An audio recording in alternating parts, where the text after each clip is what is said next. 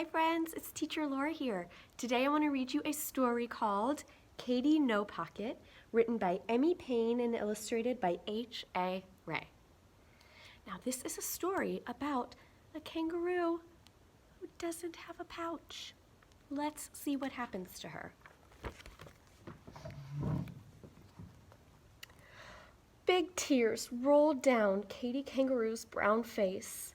Poor Katy was crying because she didn't have a pocket like other mother kangaroos. Freddie was Katy Kangaroo's little boy, and he needed a pocket to ride in. All grown-up kangaroos take awfully big hops, and little kangaroos like Freddie get left far behind unless their mothers have nice pockets to carry them in. And poor Katy didn't have any pocket at all. Katy Kangaroo cried just thinking about it, and Freddie cried too. Then, all of a sudden, Katy had a wonderful idea. It was so wonderful, she jumped 6 feet up in the air. The idea was this. Other animal mothers had children, and they didn't have any pockets. She'd go and ask one of them how they carried their babies. Freddie looked all around to see whom to ask, and Katy looked all around to see too. And what they both saw were 2 bubbles rising up from the river right beside them. "Mrs. Crocodile," said Katy, feeling lots better already. "She hasn't any pocket. Let's ask her." A lot of big muddy bubbles came up through the water. And then Mrs. Crocodile stuck her head up and opened her enormous mouth and smiled. "Why, Katy Kangaroo, what can I do for you today?" "Please, Mrs. Crocodile, I'm so sad," said Katy. "I have no pocket, and Freddie has to walk wherever we go, and he gets so tired. Oh dear, oh dear." And she started to cry again. The crocodile began to cry too, and then she said, But what can I do?" "You can tell me how to carry Freddie," said Katy. "How do you carry little Catherine Crocodile?" "Oh, do please tell me." "Why, I carry her on my back, of course," said Mrs. Crocodile. She was so surprised that anyone shouldn't know that she forgot to cry anymore. She sang, "Why, on my back, of course." Katy was pleased. She said, "Thank you." And as soon as she got to a good squatting down place, she squatted and said, "Now, Freddie, climb on my back. After this, it will be so simple, no trouble at all." But it wasn't simple. In the first place, Freddie could not crawl up onto her back because his knees stuck out. He couldn't hang on because his front legs were too short. And when he did manage to hang on for a few minutes and Katy gave a long hop, he fell off, bump, bang, with a terrific thump. So Katy saw that she couldn't carry her baby on her back. Oh dear, look at her running off and her little bud's on the ground. Let's see who she finds next. Katy and Freddie sat down again and thought and thought. "I know, I'll ask Mrs. Monkey. I'm sure she can help me." So Katy and Freddie set off for the forest, and very soon they found Mrs. Monkey. She had her young son Jocko with her, and Katy Kangaroo hurried so to catch up with them that she was almost out of breath. But finally she managed to squeak, "Please, Mrs. Monkey, how do you carry Jocko?" "Why, in my arms, of course," said Mrs. Monkey. "How else would any sensible animal carry things?" And she whisked away through the trees. "Oh dear," said Katy, and a great big tear ran across her long nose. "I can't carry anything in these short little arms. Oh dear." She wasn't any help at all. What are we going to do? And she just sat down and cried harder than ever. The mommy monkey sang, "Why, in my arms, of course." Oh, poor Freddie. He hated to see his mother cry, so he put his paw to his head, and he thought, and he thought, and he thought. "What about the lion?" he asked when Katy stopped crying a little. They don't carry their children. The poor things walk just the way you do, said Katy. Well, there's birds, said Freddie. How do they carry their babies? Birds, said Katy. The mother birds push their children out of the nest and they squawk and shriek and flap their wings about it. So she's thinking, well, we can't do it like the lions do. Can't do it like birds do. Then, all at once, Katy Kangaroo stopped crying and looked at Freddie. They do say that the owl knows almost everything, she said slowly. Well, then for goodness sakes, let's ask him, said Freddie. They found the owl asleep in an old dead tree. Now look, the owl actually has a little bed to sleep in. I wonder what the owl's going to say when they ask.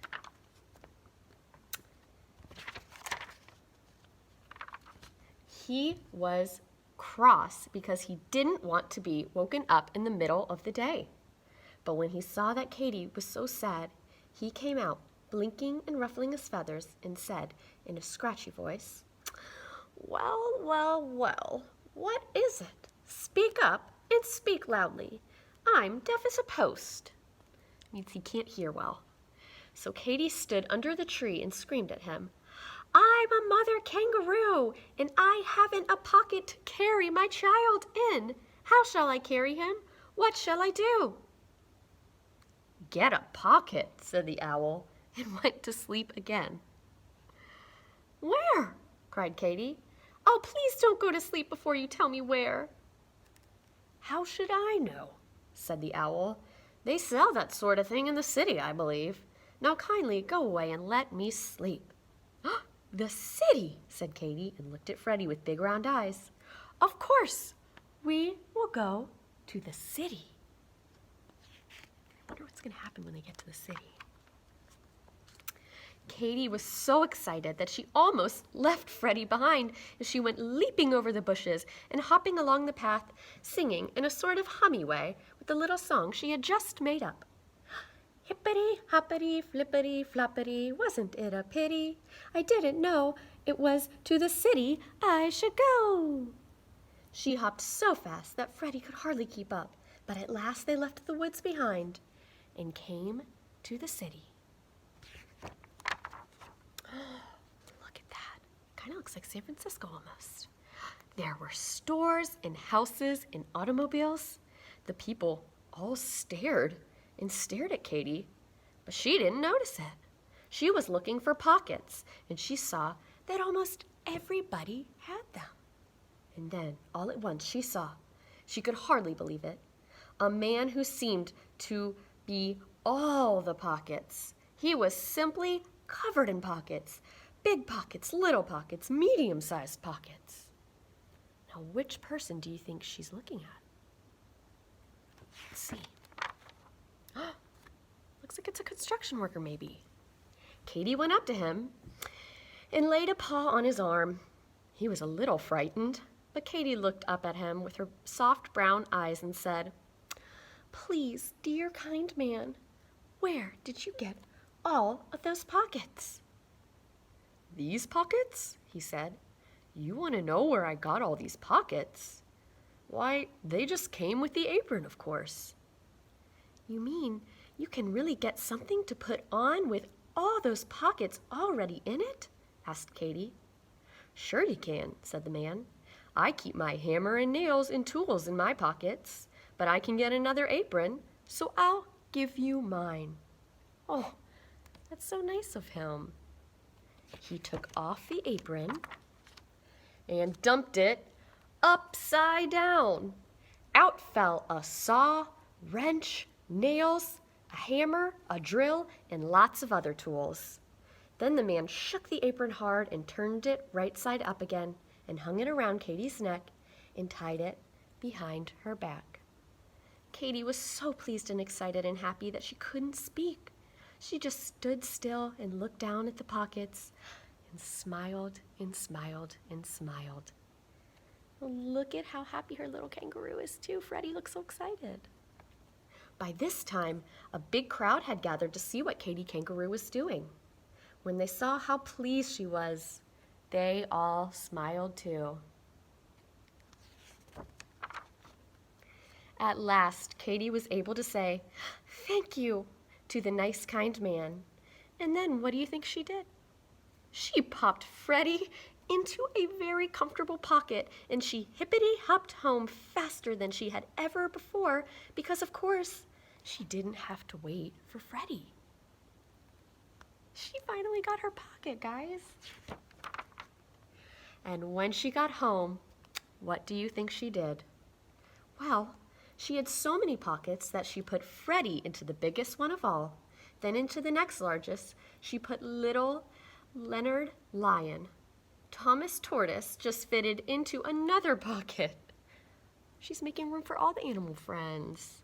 Sometimes she had a baby bird if its mother was busy out on a worm hunt.